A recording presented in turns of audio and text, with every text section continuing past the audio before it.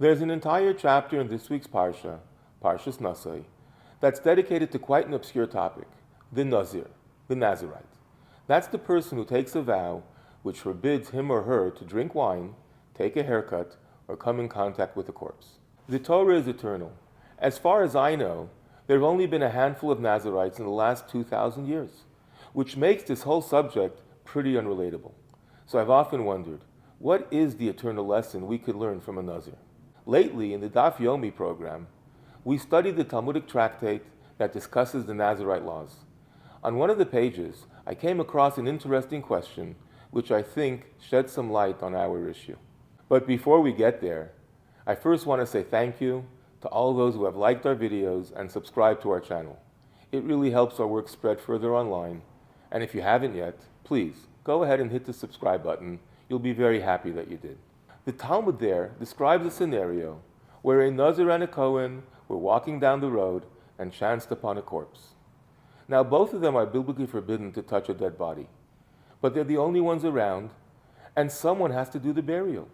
Who should volunteer, the Kohen or the Nazir?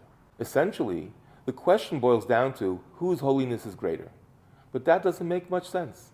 A Kohen's stature is permanent. He did the holiest work in the holiest place in the world.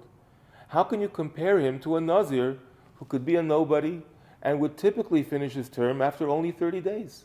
I believe the answer is that while the Kohen is truly great, his holiness is hereditary. It's a birthright, an honor that he did nothing to earn. But a Nazirite is someone who chose to be holy. He came to it on his own, and that's something super unique. A friend of mine asked me once, who would you rather be, the king in chess or the king in checkers? It's a wonderful question. I always liked how the chess pieces looked, and the checker chips seemed kind of boring and low.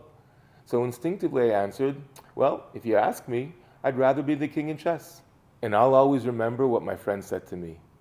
He said, I'd rather be the king in checkers. You see, the king in chess, he is born a king, and therefore his movement is very limited. He can only go one space at a time. But the king in checkers, he is self-made. He had to struggle across the board. And when he gets there, when he gets his second chip, he can now move as many squares as he wants. That's what makes the Nazir special. He may not be the greatest guy. He may not come from the prominent family. But what he has, he created on his own. And that's a real reason to celebrate his own achievement. Wishing you and yours a Shabbat Shalom u'Mevarach.